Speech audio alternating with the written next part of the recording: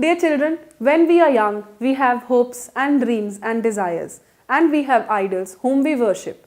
Today, we have a story about a young girl who is so taken in by the dream, the story that she builds, that she refuses to come out of it, even realizing the realities of her world. The story is Going Places by A.R. Barton. It is about young dreams and the romantic nature of the youth, and how a tendency to build false tales envelops them in order to validate themselves with the peer group or with the friends or siblings that they have. Sophie is a young girl and she spins a false story. This is also about hero worship and romantic ideas that young girls have. Let's do the summary of the story first. Sophie is a young girl and Jancy is her friend. They are walking together after school, and Sophie tells Jancy about her dreams. A dream of owning a boutique, a large boutique, a designer boutique. And when Jancy says that it is not possible and she should realize that it takes up a lot of money, she says that she will save the money and ultimately achieve her dream.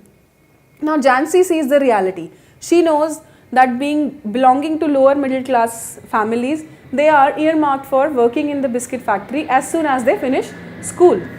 So now Jancy knows that Sophie is living a dream, but she hopes that one day she will become practical and sensible and come out of this stage. Jancy realizes that this is only a stage which Sophie is suffering from. Now even her family doesn't take her seriously. The younger brother even retorts that money does not grow on trees.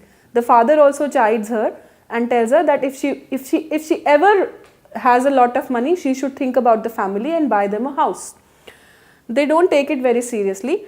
They are from lower middle class status. The father is a laborer. The elder brother is a car mechanic. He has a world of his own. He is very enigmatic, and Sophie is very, very willing to win his affections. She wants to be a part of Jeff's world and see the world with him. So in order to validate herself in front of Jeff's eyes, she builds a story, a false story, that she had met Danny Casey, a legendary footballer from the town, at the mall.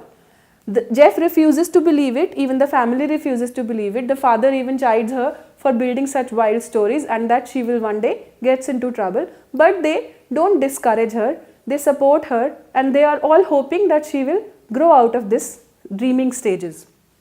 Now, Danny Casey is a football celebrity. He is a hero. Many young girls and boys in the town worship him. And this story is a built-up story that nobody wants to believe. So she goes on further to validate her story, confirming a story. She describes him physically because everyone has seen him. So she is able to describe him personally very nicely. And then she even tells Jeff that she had asked for an autograph, but because they didn't have any pen or paper, so Danny Casey told her to meet him again, and then he will give her the autograph. Now Jeff still did not believe this, so she is hoping that Jeff will believe it. So then the family goes to watch an actual football match, and there Danny Casey is playing, and she is taken in totally by the footballer. Now when she meets Jancy again, Jancy questions Sophie about the meeting with Danny Casey, and she also asks the same questions about how could she have met him, about the autograph, and how she did not have the autograph with her. So Sophie is very disappointed with Jeff. She thought that it was only between him and her and Jeff, but yet again she is relieved that at least Jeff didn't tell Jancy about the proposed date that she had. Now this is one part of the story. The second part is where she actually tries to live this dream. Danny Casey never met her, but she goes to a secluded place near the canal where she thinks it will be an ideal place for a date, and she actually waits for him. She is so taken in by the dream, she so wants it to become the reality that she goes there and imagines Danny Casey walking to her.